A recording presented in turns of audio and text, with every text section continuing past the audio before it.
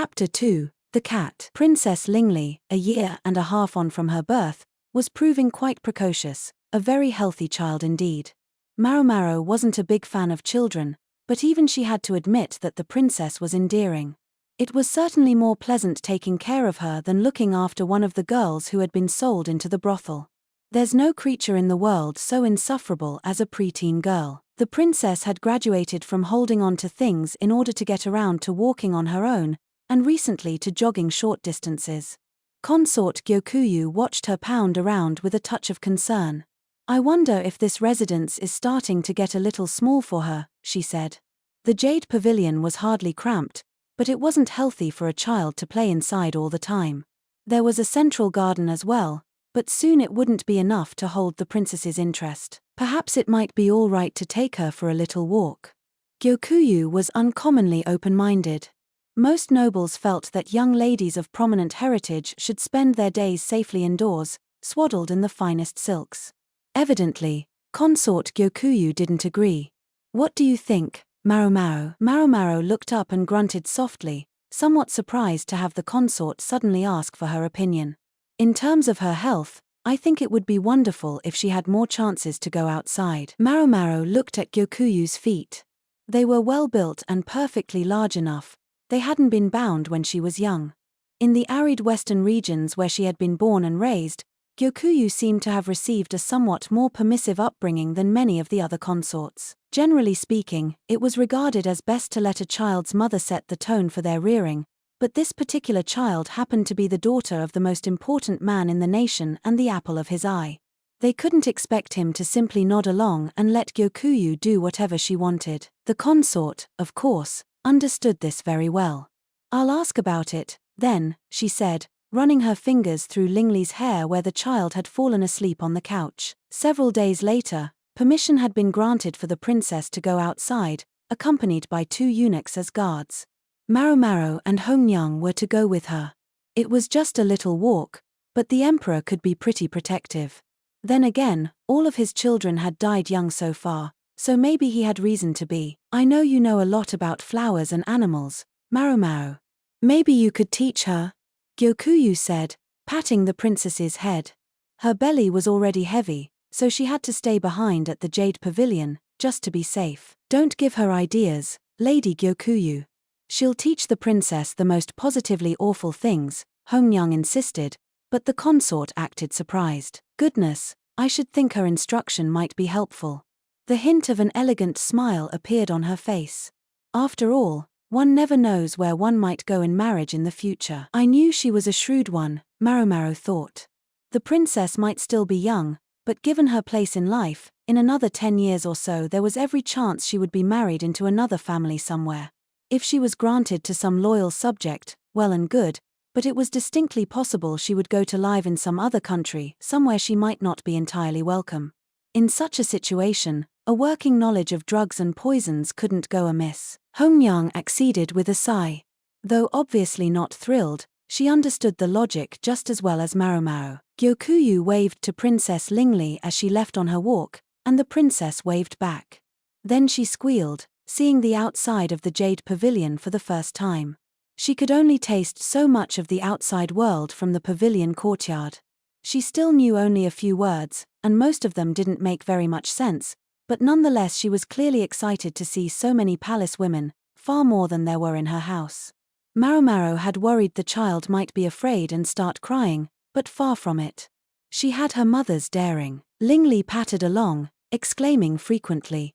Sometimes she would point at something, and Maomao or hougong would tell her what it was called.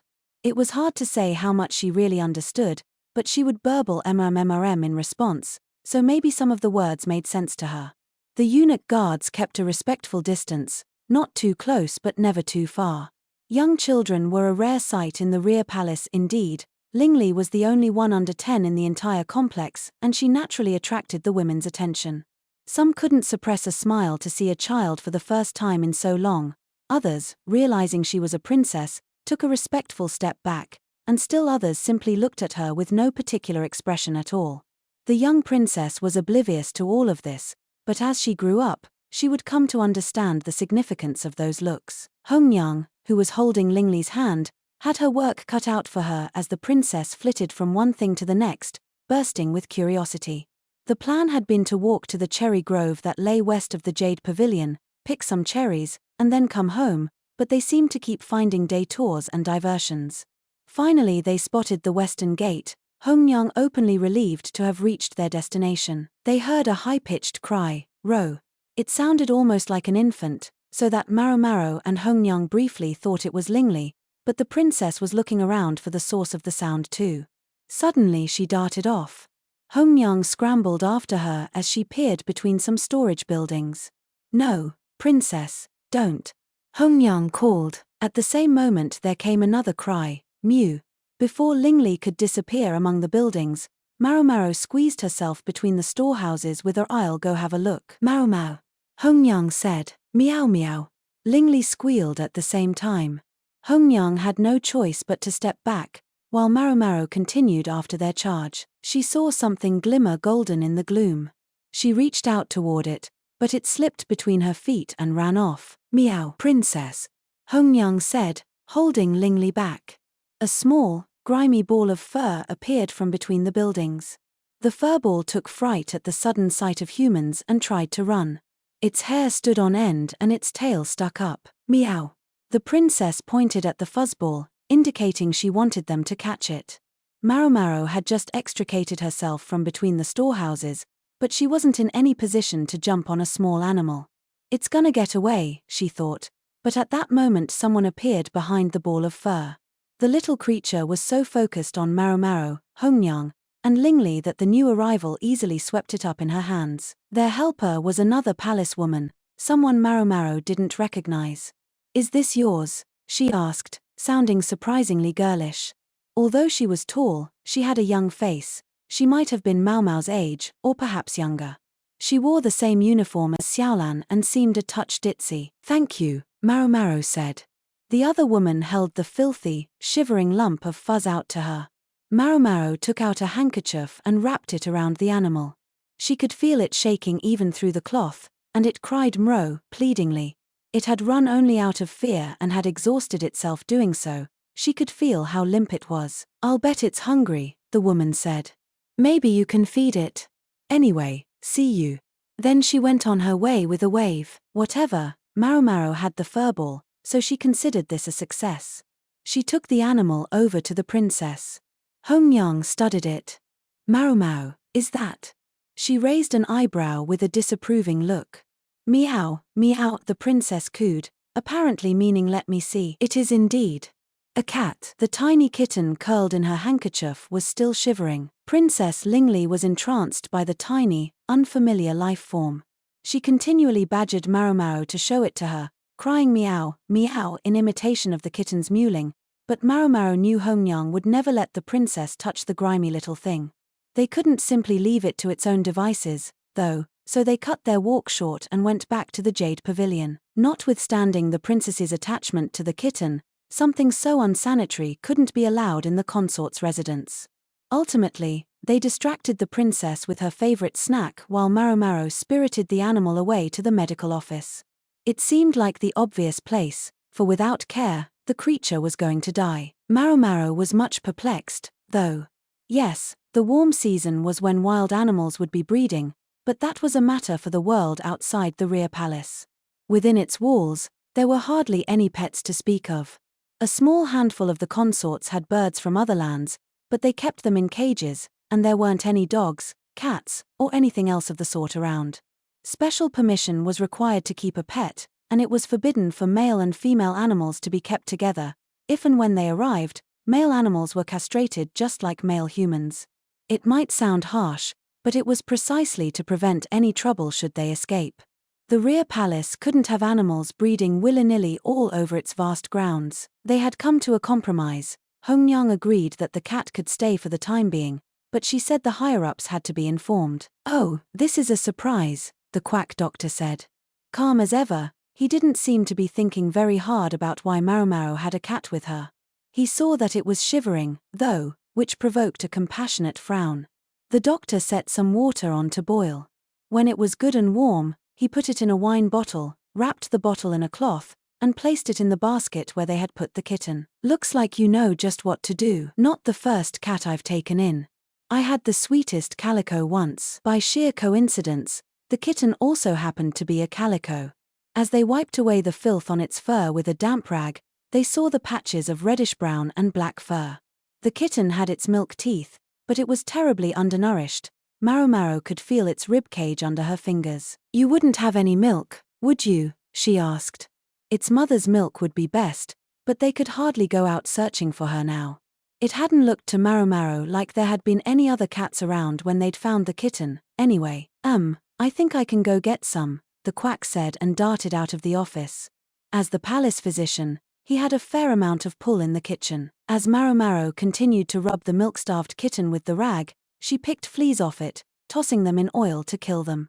She would have liked to simply dip the animal in some hot water to get rid of them all at once, but considering the kitten's physical state, wiping it down was the most she could do. A few minutes later, the doctor came trotting back with a stew pot. They had goat's milk, at least. He held out the pot. Maomao dipped a finger into it and found it was exactly the right temperature. She made sure her fingertip was wet with milk, then brought it to the kitten's mouth. The tiny animal began half nibbling, half lapping at her finger. She did this several times, the quack watching them both fondly. "What a sweetie," he said. Maomao hated to take advantage of him just because he was acting like an especially soft touch, but she decided to ask him for one more favor.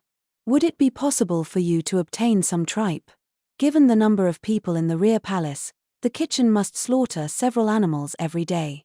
Sausage was occasionally served at mealtimes, so Maomao knew they didn't simply throw the organs away. "Tea tripe?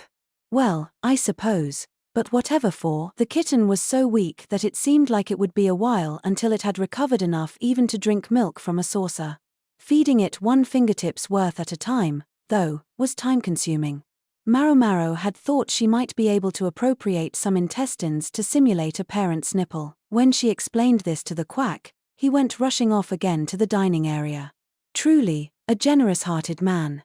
In the meantime, Maomao continued to feed goat's milk to the small cat, as much as it would drink. Several days later, they had mostly managed to clean the kitten up and its fur was starting to regain some of its luster. Maomao had briefly worried whether the goat's milk would sit well with it, but the kitten seemed to have taken it quite well. Ordinarily, they would probably have had to toss the cat out of the rear palace immediately, but, for better or for worse, the night they found the animal, the emperor had happened to visit the Jade Pavilion. When he heard his little princess incessantly exclaiming meow, meow, he couldn't deny her the source of her pleasure. And who should be charged with the animal's care but, of course, Maomao. Her name already means cat. They're the perfect match, the emperor had joked. Maomao hadn't been quite sure whether she should laugh or not, but as consort Gyokuyu chuckled, Maomao at least managed a polite smile. She figured eventually she would be able to foist the thing off on the doctor. As if she hadn't mostly done that already. The princess couldn't yet enjoy the kitten's company because it still had some fleas, and more importantly, because however small it might have been, it was still a wild animal. Maomao promised to share the kitten with Lingli when it got a little stronger. When the kitten was recovered enough to tolerate it, Maomao dunked it in a wash basin and gave it a bath. It immediately looked substantially cleaner, but when she scrubbed it with some soap, the water turned grey. Its undercoat was still dirty. When Maomao suggested that the kitten's soft, white fur would make an excellent writing brush, the doctor clutched the animal protectively, shaking his head. She'd meant it as a joke, but as two brand new brushes appeared for her shortly thereafter, she decided she had come out ahead. After the kitten had enough time drinking nourishing milk, they added minced chicken to its diet. They gave it a small box full of sand, where it promptly learned to do its business. It still had trouble doing number 2 without having its anus stimulated, though. The quack was kind enough to use a damp rag to help the kitten out. Its teeth were still small, but meanwhile they clipped and filed its nails. Not an easy procedure on a kitten, but if it accidentally scratched someone or something, they would never hear the end of it. Seemed like a good idea at the time, anyway, Maomao thought, letting out a long sigh.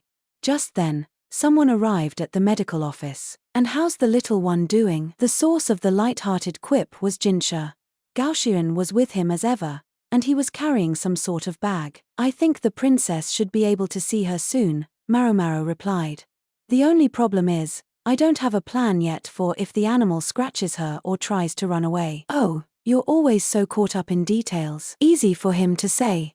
He wasn't the one who would suffer the consequences if anything went wrong. Maomao glanced over toward the animal in question to discover Gaoshiren had produced some dried fish from the bag and was waving it in front of the kitten.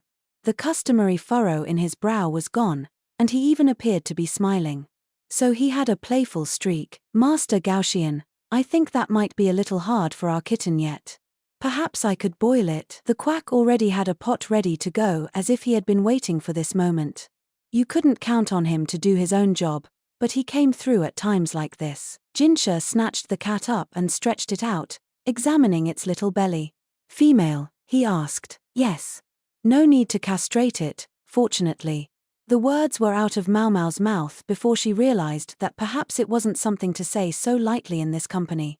"I'm sorry, sir," she added. "No, think nothing of it," Jinshi replied, though she couldn't quite read his expression. Still feeling apologetic, Maomao went in search of some kind of snack and came up with the last of the sausages they'd made from the leftover tripe. She'd packed them with meat and fragrant herbs and boiled them, not wanting anything to go to waste. Then she stopped for a second and thought about it. "Something wrong?" Jinshi asked. "No, sir." Maomao put the sausage back on the shelf and picked out some rice crackers instead. The doctor, meanwhile, had a distant look on his face as he ate. Jinshi amused himself by playing with the cat. He dangled the ornament that normally hung at his hip in front of the kitten and pretended not to notice Gaoshiren watching him with deep concern. He did, though, notice Maomao looking at him. He turned to her and held out the ornament as if to ask whether she wanted to play with the kitten too. "I'm not much of a cat person," she said. "With your name?" He wasn't the first person to say that. "You seem to quite like her, Master Jinshi." "Not particularly." He looked at Gaoshiren, who was working with the doctor to boil the dried fish. Two middle-aged men putting themselves out for a kitten, Maomao thought. "I'm not sure what's supposed to be so good about them," Jinshi went on. He was still eyeing the two men, who were gradually beginning to sound like they were purring themselves as they cooed over the kitten. Frankly, it was disgusting. His look seemed to say he could never be like them. "I agree with you," Maomao said, looking at the kitten. "But according to the cat lovers I know, the fact that you can never tell what they're thinking is part of the appeal. Goodness, you look at them long enough, and you discover you can't look away. Then, gradually, you find yourself eager to pet the cat." I see. It may annoy you that they act affectionate only when you have food, remaining aloof at all other times. Well, yes. But when you're in that deep, all you can really do is forgive them their foibles." Finally, Jinshi didn't respond at all. Over time, Maomao was given to understand, one came to want to kiss the cat, even though it wouldn't like it, then to play with its cute little toe beans, and finally to touch that fuzzy, wuzzy belly, even knowing a good scratching was the inevitable result. Maomao saw it as positively unsanitary to do such things with an animal that went around who knew where doing who knew what, but cat lovers apparently couldn't help themselves. She looked at Jinshi, full of disdain for all this, to discover the kitten on his face. "Whatever are you doing, Master Jinshi?" If he wanted to touch the cat's fuzzy, wuzzy belly, fine, but Maomao glanced out the window, worried what might happen if someone were to see him that way. "Oh, nothing," Jinshi said. "But I feel like maybe I have more sympathy for those cat people than I did before." He sounded as if he'd come to some sort of deep realization. Let us prescind from the question of exactly what he had realized. "I see. Well, it appears the fish is ready." Yes, of course." Realizing that Gaoshiren and the doctor were looking in his direction, Jinshi quickly put the cat down. "What were you doing, sir?" Gaoshiren asked, his tone polite but his gaze sincerely jealous. Ultimately, even Jinshi was at a loss as to where exactly the kitten had come from. Plenty of wagons came and went in the rear palace, though, loaded with provisions. The simplest inference was that the kitten had wandered in after one of them, lured by the scent of food, and had gone unnoticed until the princess found her. Not long after, the kitten was awarded an official court rank by the emperor, being granted the illustrious-sounding title Admonisher of Thieves. All that really meant was that she would help keep the medical office free of mice. The emperor certainly had a soft spot for his daughter. The cat was given a name that meant furry. It stuck in Maomao's craw for one simple reason. This name, too, was pronounced Maomao.